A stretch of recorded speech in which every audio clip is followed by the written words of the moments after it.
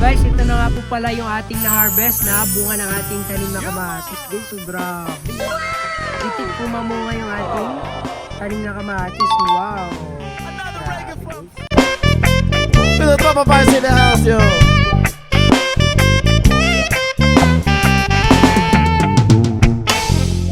People say that I'm a fool. Well, I don't know. At least I found out what it takes to be strong. And I was dreaming all day long, drifting round. With eyes wide open, I would choose not to see.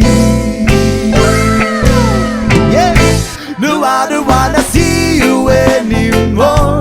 Don't wanna be the one to play your game. Not even if you smile your sweetest smile. Not even if you beg me, darling, please. Say good morning to the world. I hope you like it. Take good care of all the things that we have. I've been looking far away for too long now. Seems like everything must come to an end. Yeah, yeah. No, I don't wanna see you anymore. Don't wanna be the one to play your game. Not even if you smile the sweetest smile. Not even if you beg me, darling, please.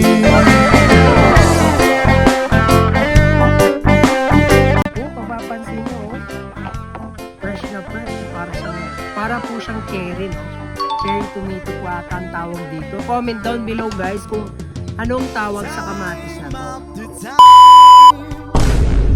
Hi guys, so mapagpalang araw po muli sa ating lahat. So for today's video nga po pala, tara samahan nyo nga po pala ako dito mag-harvest ng ating tanim na kamatis using our maywagang lalagyanan, di ba? So yan, mag-harvest po tayo ngayong araw ng ating tanim na kamatis dahil marami na pong nagre-red na bunga ng ating tanim na kamatis. So tara, samahan nyo nga po pala ako mag-harvest ng ating tanim na kamatis ngayong araw na to. Guys, kung mapapansin nyo, ready to harvest na nga po pala to, kaya yan, pitasin na po natin itong mga kamatis na to. Alright, ilagay na po natin sa ating mayroong basket. Ayan guys, ready to harvest na nga itong mga to. Mga guys, mga lods, grabe. Very fresh na fresh, from the farm. Harvestan na po natin itong mga to dahil ready to harvest na nga po pala ito mga yan. Diba guys? Lagay na po natin sa ating basket. Pati ito guys, ready to harvest na nga po pala yan kasi medyo na naninilaw na siya, nagre-red na rin ng konti. Lagay natin sa ating mayroong basket. Ayan guys, harvestin na nga din po pala natin yung mga nandito guys. Pati ito guys, yung harvestin na po natin to. Yan yung grabe. Lagay na po natin sa ating mayroong basket. Ayan guys, yung harvest lamang po tayo ng harvest. Meron tayo mga harvest ng mga bunga ng ating pinaghirapan ng ito.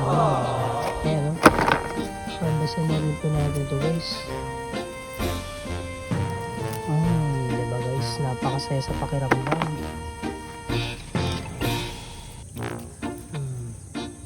It's ready to harvest na talaga to dahil nga red na nga po pala to. Ayan guys, napaka-satisfying na mag-harvest lamang sa ating mga tanim na kamatis. Ang cute nito guys, kung mapapansin nyo, very cute, ang lit-lit, pero ang cute niya, diba? Harvestan na po natin yan, and then ito. Ano guys? Lagyan na po natin sa ating basket. Guys, no? Medyo parang ang ganda tignan ng ating mga kamatis para silang mga cherry. Ang cute-cute. Lalo ito guys, ang cute po, ang lit-lit. Grabe. Kasi guys, pabulok na itong mga ating kamatis. Mga ilang months na rin po tayo nag-harvest dito sa ating tanim na kamatis. Kaya papalitan na po natin ito ng panibagong mga seedlings. So magtatanim po tayo ng panibago. Kaya harvestan na po natin yung mga bunga niya. Ang cute nito guys, so parang cherry tomato siya guys. Oh. Grabe. Cute diba guys? Sabasin na po natin guys. And pati itong mga to. Sabasin na nga po pala natin to guys. Ayan diba guys? Maganda mag-harvest na natin mga kamatis.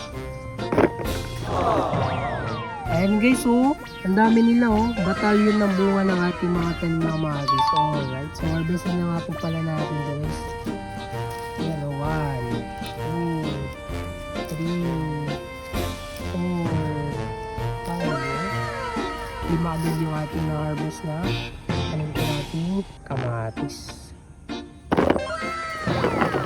Ayan guys, ang dami na po nating na-harvest. Alright. So guys, ito na nga po pala yung ating na-harvest na bunga ng ating tanim na kamatis. Guys, so grabe. Titik po mamunga yung ating tanim na kamatis. Wow. Grabe guys. Oh, papapansin nyo, oh.